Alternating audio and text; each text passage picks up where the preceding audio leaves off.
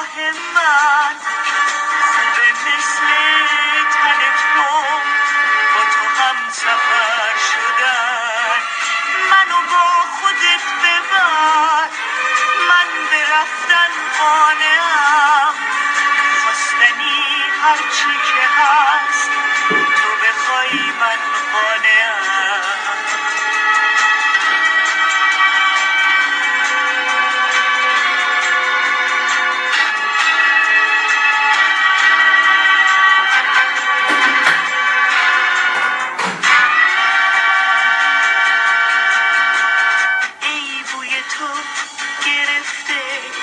تن پوش کهنه من، چه خوبه با تو رفتن، رفتن همیشه رفتن.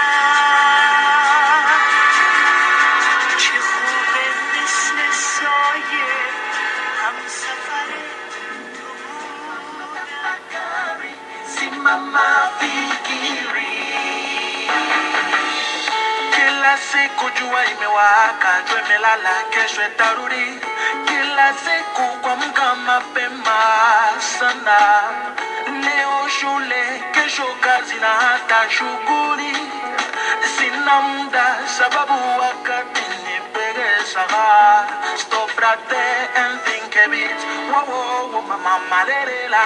Stop right there and think a bit. Simama tafakari, simama fikiri. Stop right there and think a bit. Simama, oh simama fikiri. Stop right there and think a bit. Simama tafakari, simama fikiri. Kila siku mwili wangu umechoka sana. Gazeti nazo zazijaba habari kila siku nyuma. Jana yapita, leo yapita, miaka nayo yapita. Kesho ni maisha kila siku nyuma. Oh my dear, simama tafakari, simama fikiri. Utakuwa wapi milele mtoto? Simama, oh mtoto, simama fikiri. Stop right there and think a bit. Simama tafakari, simama fikiri. Ay, ay, ay, ay, ay, ay, ay.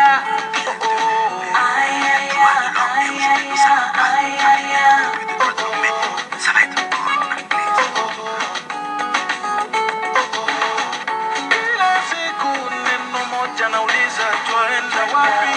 Mungu wangu niambie sababu ya uzima wangu. Nasikia siku moja huyo Yesu atarudi. Natamani jina langu liandikwe huko mbinguni. Naiye mtoto mama. Stop right there and think a bit. Simama tafakari, simama fikiri. Stop right there and think a bit. Simama, oh simama fikiri. Stop right there and think a bit. Simama tafakari, simama fikiri.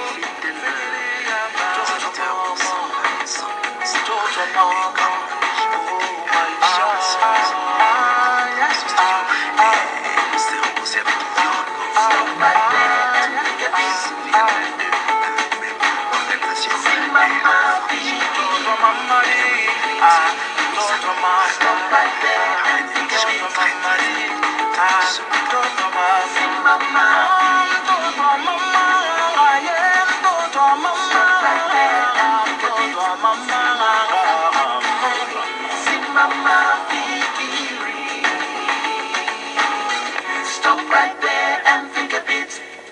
Merci beaucoup. Simama fikiri. Merci beaucoup Technique pour cette belle chanson, cette belle mélodie qui a commencé notre programme de ce matin. Fidèles auditeurs, nous sommes là pour vous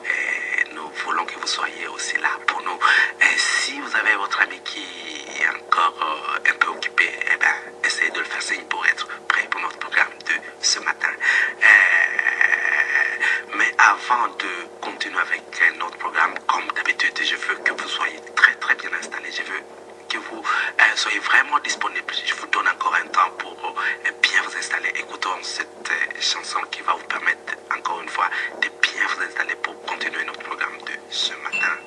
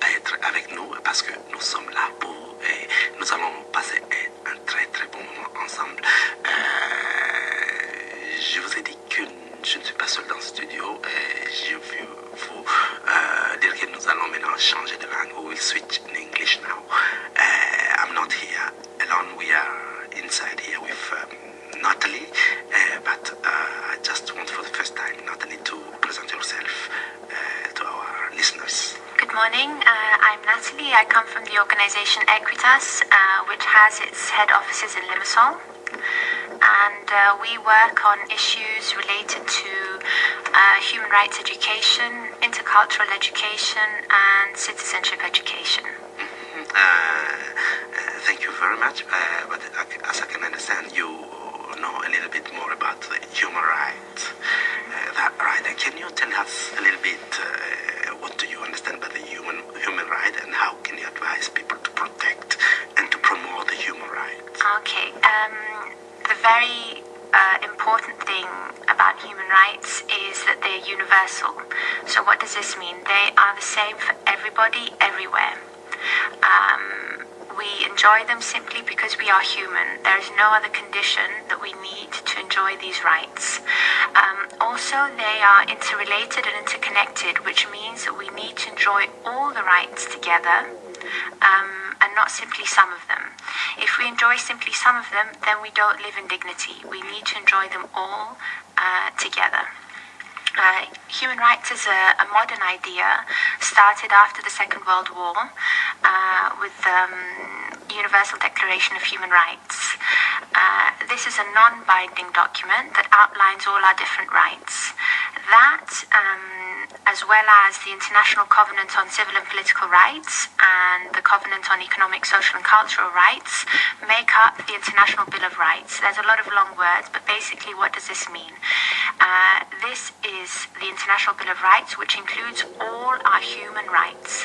And I have made the distinction between civil, political, economic, social and cultural rights. This is also important for us to know the different types of rights. Okay, so we have civil and political rights. For example, the right to vote, the right to be voted can be a political right. The right to freedom of religion.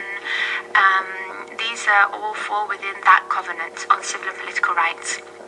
And then the rights which can be economic, social and cultural. So, for example, the right to work is not just our obligation to work, it's also our right. And the state must provide us with adequate infrastructure so that we can exercise this right. So those are the different types of rights. Can you tell us if there is a difference between the right to a group of people or to, let's say, for women, for children? Okay, that's a very good question. Because after the International Bill of Rights, we moved to this, exactly what you're saying, to developing correct, adequate instruments and committees for particular rights. So one example is the Convention on the Elimination of Discrimination Against Women. This convention is particularly for the rights of women. And also a committee was drawn up, which is to supervise the implementation of this convention. There's a convention on the rights of children, which outline all the different rights a child should enjoy. So yes, human rights are universal. Yes, they should be the same for everybody because we are human. But the international community recognized that particular groups, women, children, people with disabilities, have to have particular rights to meet their needs and possible vulnerabilities. Mm-hmm. And what exactly can you tell us? Because I know that recently you had a project, and maybe you could you wanted to tell us a little bit how it went. What was your achievement in the project? Yes. October and November were busy months. We had 3 different projects, again, all of an educational nature. The first one I want to discuss is one that was funded by the Youth in Action program of the European Commission, and this was on the promotion of European citizenship, which means what does it mean to be a citizen of Europe, inhabiting this place called the European Union. And this included young people, 25 young people from Romania, Estonia, Greece, Cyprus and Ireland. This was a very interesting project. It took 8 days and the results were very good. The participants learned quite a bit pertaining to citizenship and of course human rights, because to be an active citizen, to be able to enjoy your rights, you need to know your human rights. We had another project, a 2-day project in Nicosia. This was financially supported by the Cyprus Youth Board. This was on the rights of asylum seekers and refugees.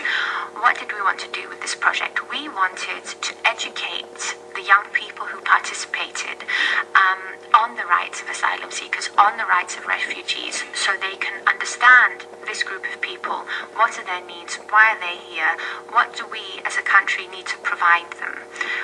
What obligations do they have? What rights can they exercise? And again, this was very, very successful. I understand that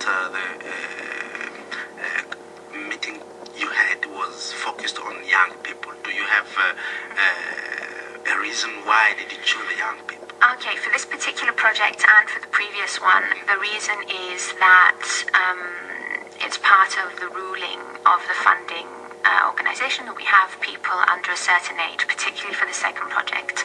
However, human rights education generally is usually focused on the youngsters. They are the future.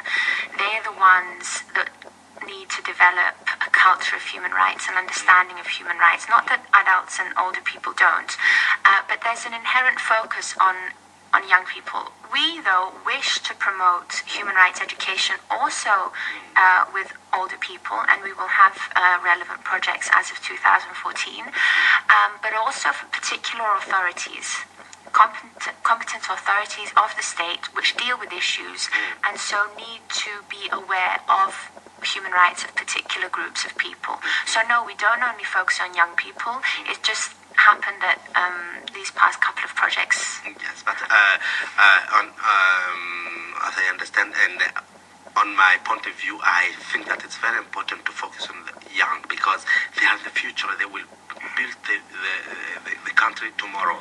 And I wanted to know how was the outcome? How did the young responded with this? Well, this is another issue we have because when we send out our invitations for our projects, automatically the people who want to come are people who are anyway interested, anyway want to sensitize themselves. Do you see the issue? So it's very, very easy for us to have a good outcome. And now we want to expand from that to try and attract people that wouldn't inherently be interested in coming to learning about whether that's asylum seekers, refugees, citizenship. We had another project very recently funded by the European Youth Foundation of the Council of Europe on the role of social workers in the combat of poverty and social exclusion. So who participated? These were social workers, students of social work, again, youngsters, and they learned about poverty within the human rights sphere, as well as social exclusion, and they understood that poverty can affect everyone. That's good. We will have to have a time a little bit. We will continue, but we want to listen to this music before we continue with our program.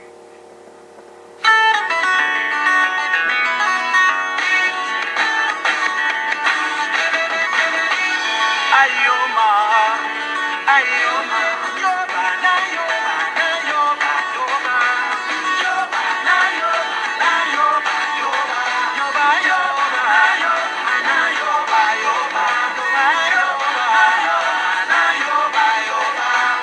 yoba, yoba, yoba.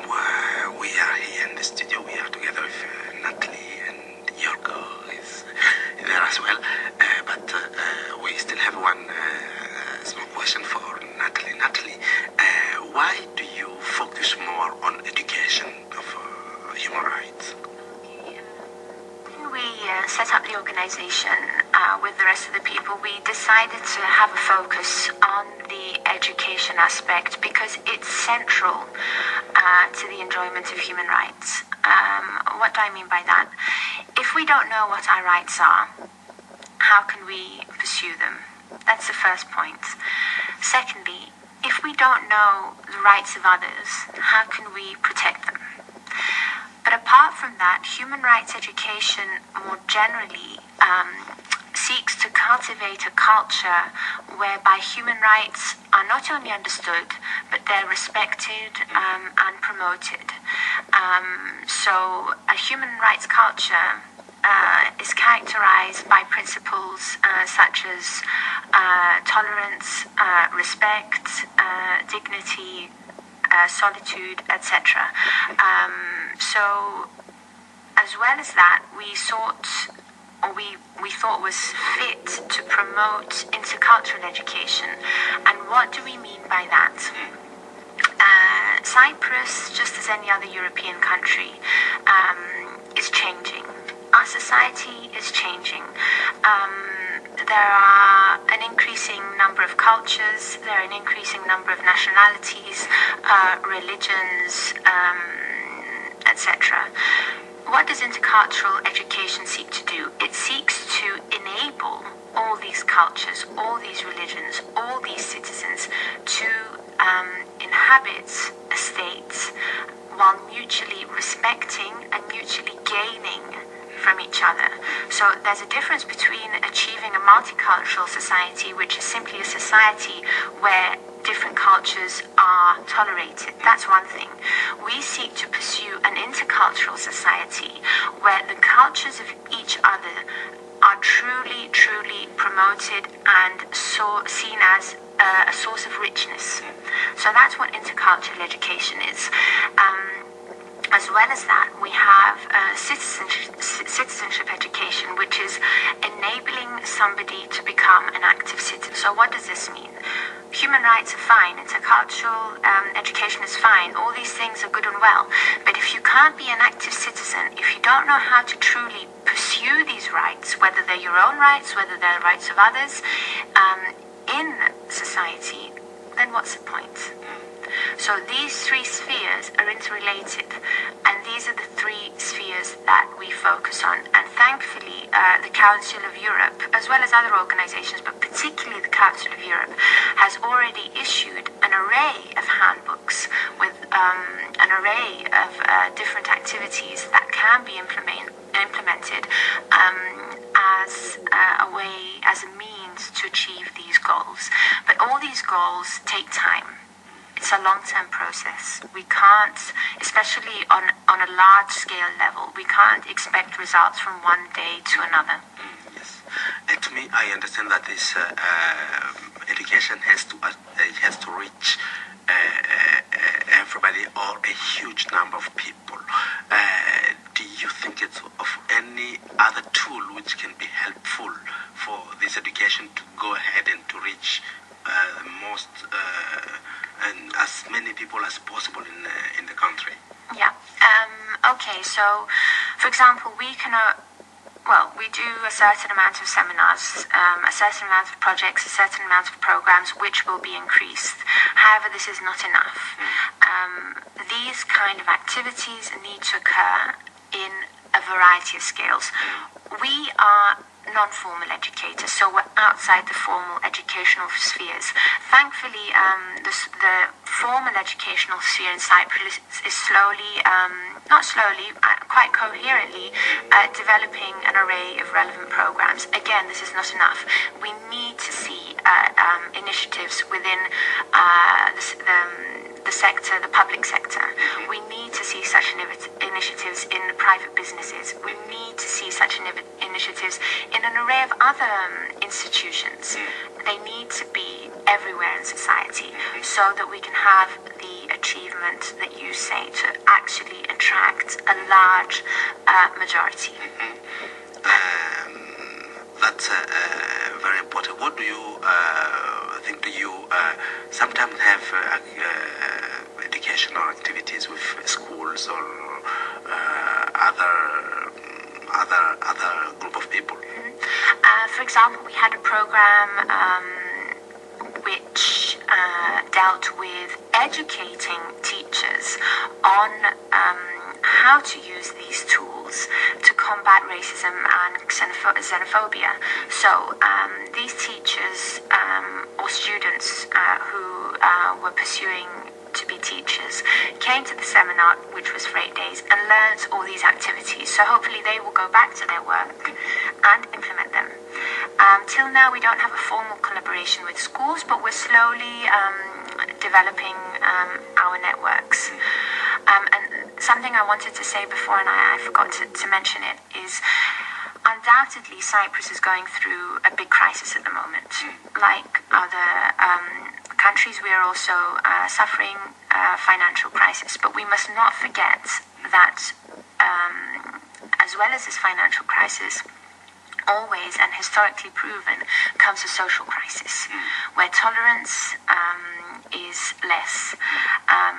Episodes of general intolerance increase.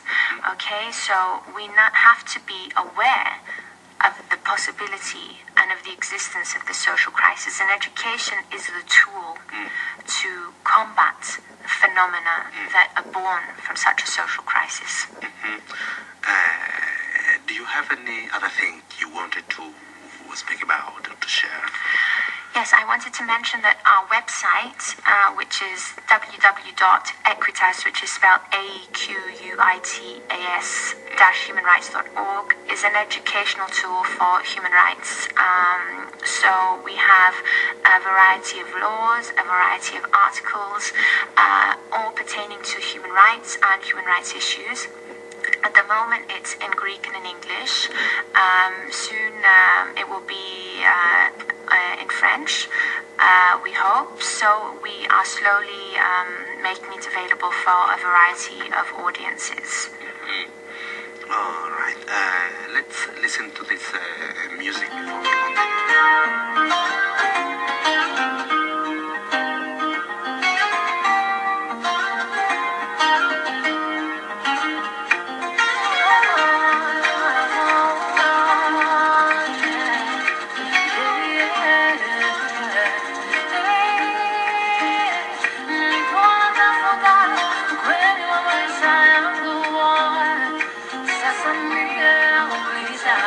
Under our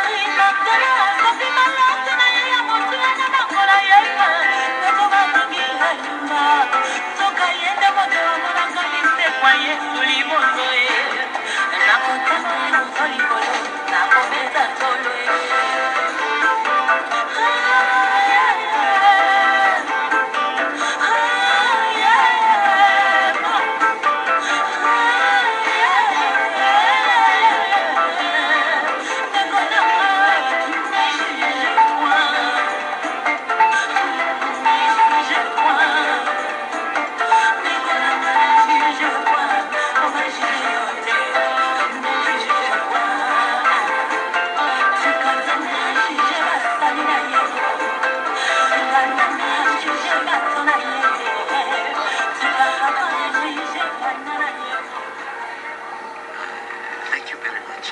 Listen for that wonderful song that we just listen. I think that you had time to rest and to listen to the music.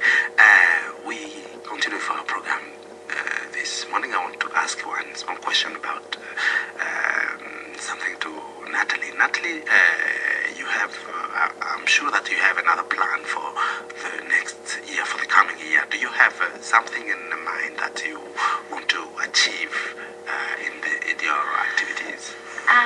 Yes, firstly we want to extend the reach, as we were discussing before, generally of our aims and objectives, to increase the numbers of activities we have, and the number of members, participants, cities and rural areas that we implement projects in.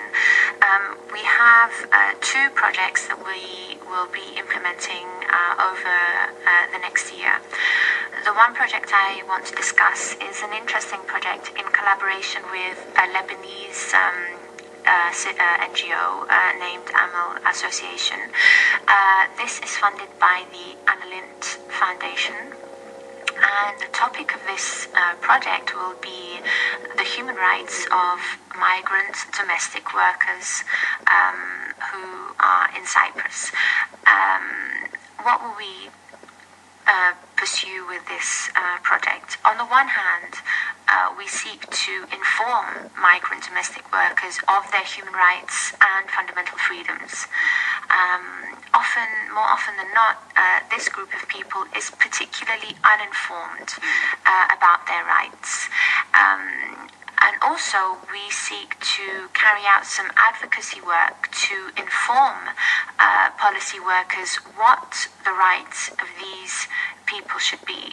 So we're going to be working with, as I referred before, the Convention on the Elimination of Discrimination Against Women, the Migrant Workers Convention, and different other laws and documents, because we need slowly to raise awareness about this issue, which is an issue that is really difficult, an issue that needs work. And as I said before, the first step to deal with this is to inform the people themselves on their rights. And once they're informed on their rights, then they will know whether there is a violation or not. And as well as that, we need to inform policymakers, the ones who draft the laws, the ones who draft the policies, the ones who are responsible for the general regulation of different issues pertaining to domestic workers, what their rights should be. It's a particularly vulnerable group. I think most of us would agree. Yes, I think many people are listening to us now. They feel very excited with this news because they will have a chance to discover what are their rights and what and they will know that people will tell others about their rights so that they can enjoy about the rights. And this is very important what you're saying, because we rely on the participants who are in our activities to further disseminate, to further promote what they have learned, because without that, then how can we increase the outreach? That's one thing.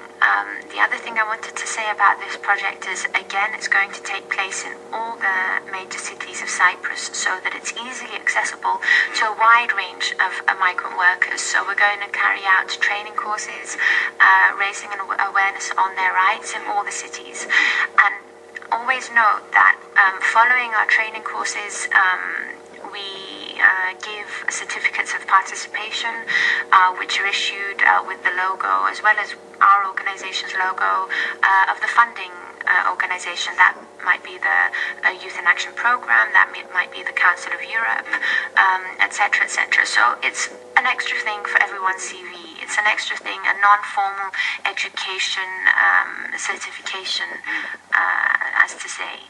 So it's also academically or work-wise, you're increasing your knowledge. And this is the other thing I wanted to add. When we talk about human rights education, yes, we have to learn about our human rights, but it's not just the knowledge. Yes, we increase our knowledge. Okay, we have the right to work, for example, but it's also the cultivation of skills. So the skill to be able to promote human rights. So it's not enough just knowing what our human rights are. We need to have the skills, the confidence, the discipline, the organization, the creativity, to promote these rights. But we also need to have the attitudes. We need to have attitudes of respect, of tolerance, of solidarity to do so. So it's always, our activities always focus on these three spheres. And the fact is, the fact which we will not ignore is that this group of people, sometimes they don't know about their rights, and they don't know how to ask about their right. And if they have a chance to know about it, is something to catch on and to benefit with. Exactly. Because and this is another reason why we chose to deal with this issue, because without knowing our rights, they are simply nullified. They are zero for us if we don't know how to pursue them, and the people who can give them to us don't, as is the case of many vulnerable groups. So what's the point? We need to know. And even if we know our rights and we feel that we are confident and we fully exercise our rights, that's not enough. We need to promote the rights of others. We all have a duty. Human rights is not just about rights, it's about duties, it's about obligations. We have the obligation to promote the rights of others. Exactly. Let's have a break a little bit by listening to music before we...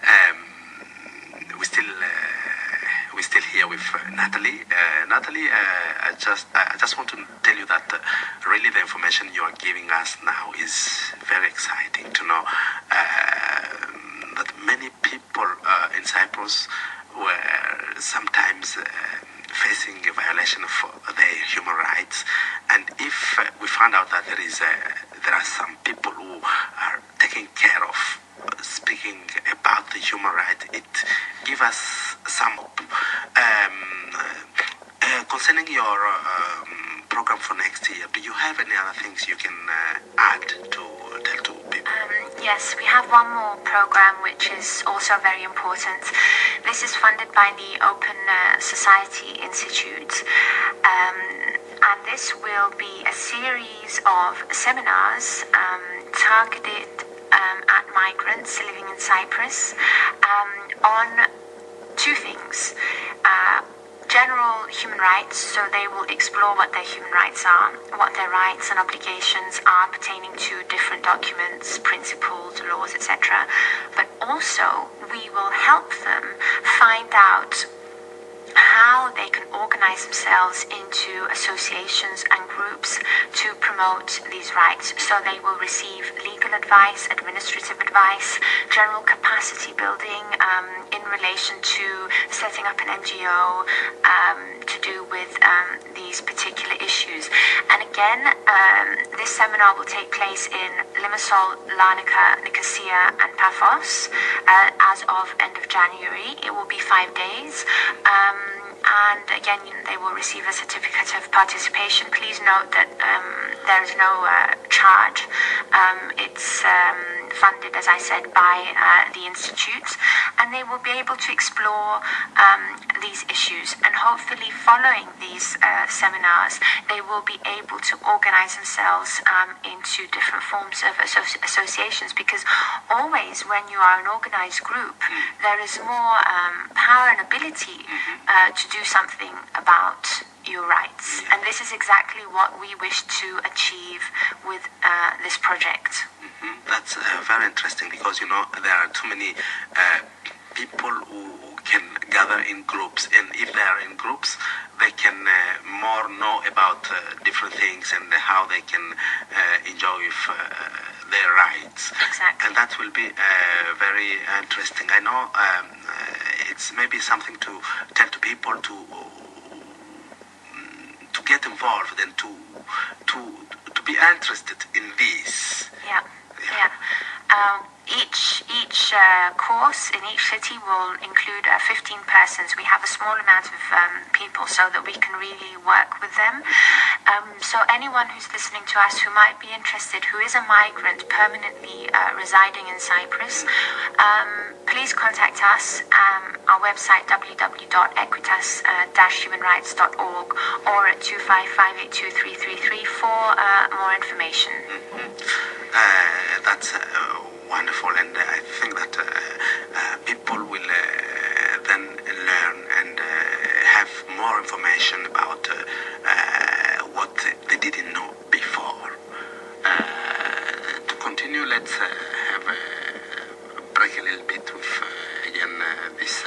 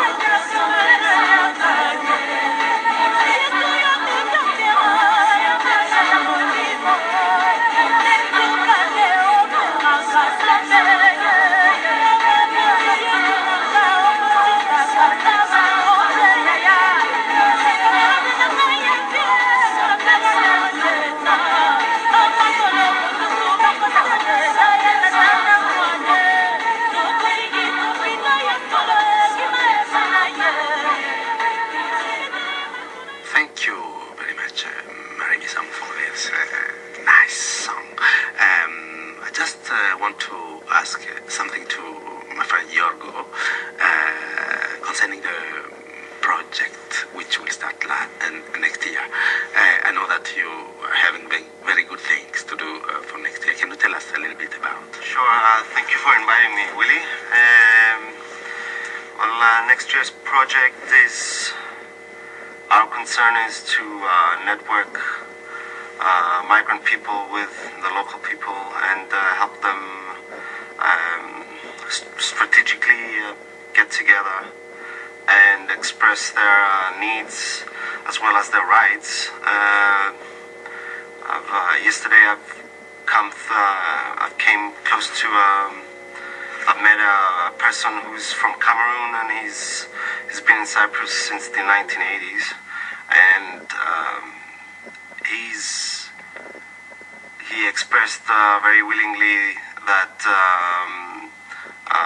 there is a need for the foreign people who've been living in Cyprus to get more involved with what's going on in the current affairs of Cyprus. He also had a very personal and very affectionate feelings for the Cyprus issue as well, and the relationships between the two communities.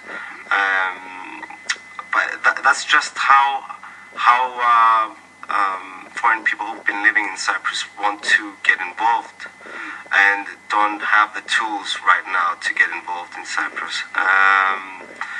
Part of the sessions we'll be doing and the workshops will have to do with communicating their messages to the local media, as well as finding the right people to associate in terms of legal issues, or how to organize themselves in organizations, how the organizations can work, how does the separate civil society work, what they could bring into the picture themselves as an objective view of the local scene, and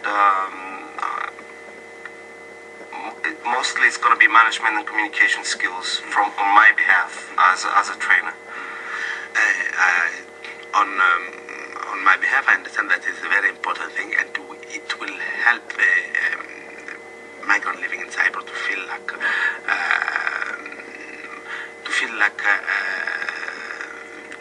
very they are part of the society, because living in Cyprus for a while, it lets them feel like their lives in Cyprus. So everything which is going around, they need to have their point of view, or to be to show that they are interested in it. And what are your expectations after the? Well, my personal expectations are because exactly they have the need to be part of the society, and they're not. Actually, we have to be sincere with the situation at the moment. The way I see, I would like to see my country evolving from now on, especially within the European Union and being in the 21st century, is to not going the other way of neglecting, because it's being an issue of negligence so far in Cyprus of what these people can bring to the society. It's, in my view, it's a bit unorthodox to have big sums of population, big numbers that are not actively involved in today's in everyday's affairs in Cyprus. So my personal view is, if and the way we work can bring them closer to people who are, at least at the beginning, more open to collaborate with the migrants, and then bring them to the fore to express and ultimately participate on an equal level in the current affairs of Cyprus, would be the ideal end point of this project. What we're going to do is, obviously, we have to prioritize at the moment, and at least plant the seeds for them to have the right tools and the right people around them to start organizing themselves. And part of them is not just, it's also political refugees, but also economic migrants and so forth. CCMC and MyCy radio, and also your show, is a very good example of this. You personally have experience with working with migrants and being organized within the NGO sector. I'm sure you faced many obstacles, but also saw the bright side of why people should get actively organized. Yes. But there are nuances that have to come on the way, and the closer the migrants are to at least people who are influential in the civil society sector in Cyprus is important in order to gain some acceptance and maybe being more motivated and liberated in the public discussion. That's really a very, very good issue, and I believe that there are too many people listening to us now. Maybe we could like to have more information about this. Where do you advise them to get more information about the project? What they have to do is, for the time being, communicate with Natalie, who's going to share the information with the project team. We'll give you some contact details by the end of the show. And through their willingness of expression of participation, we'll cluster them according to, because the project is going to be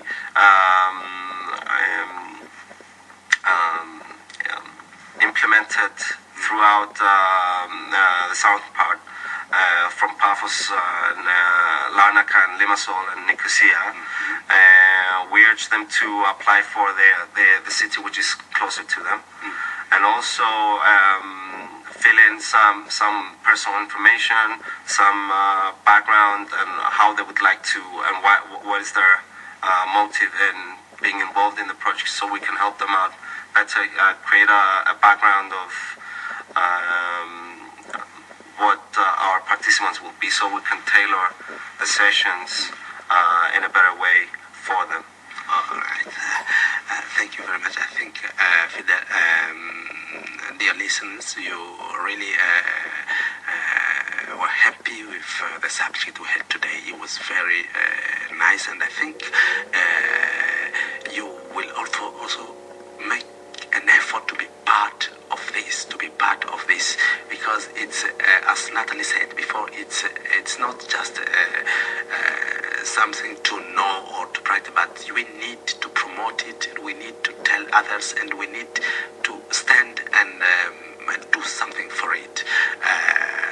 We see that the time is really running, and maybe we just ask the last thing which Natalie or Yorgo would like to say to our listeners.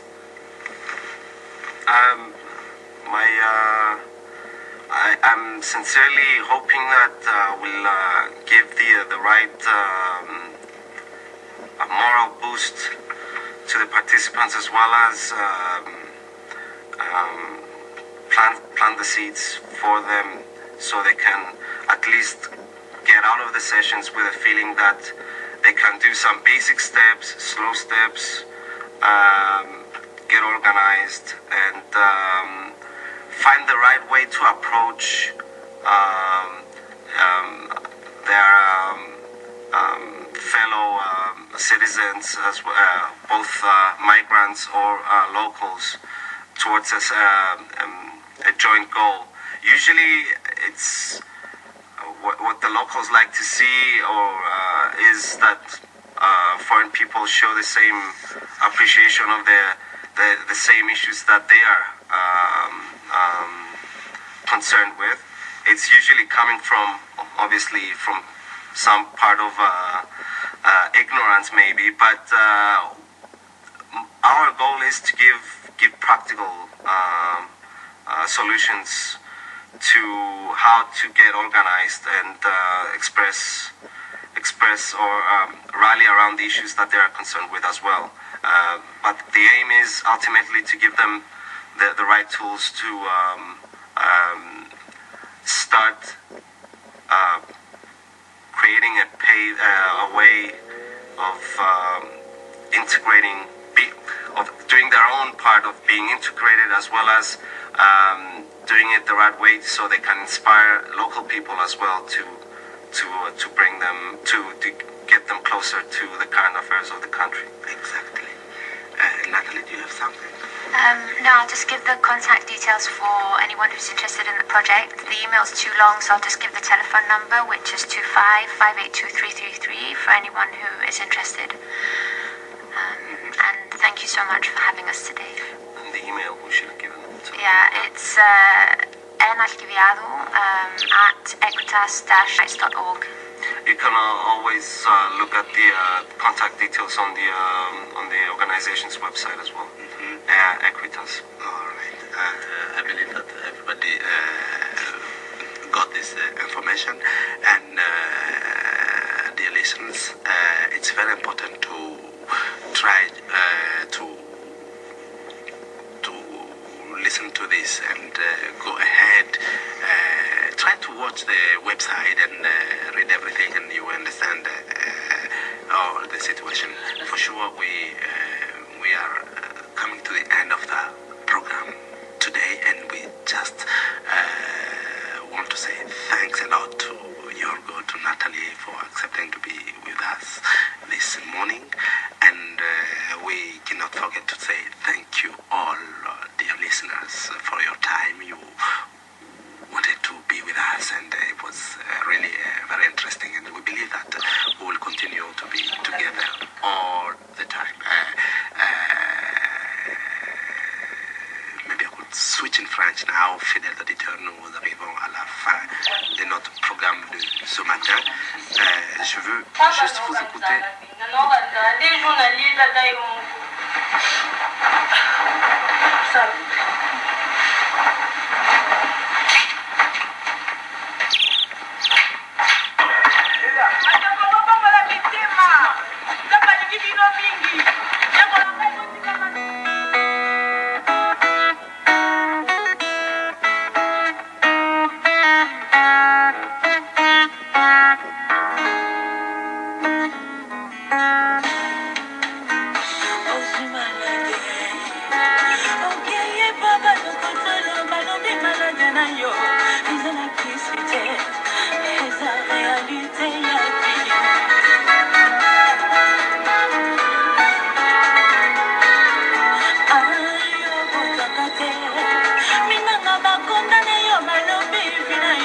bai okosimba mwana te ondima réalité ya vie mame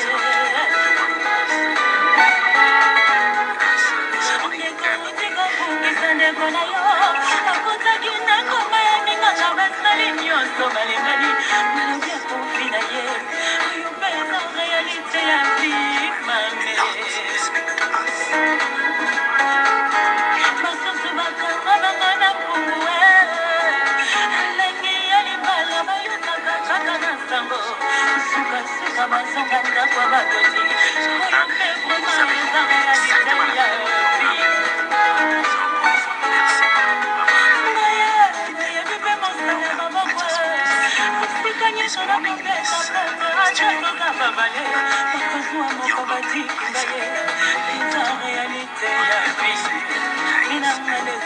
Bye.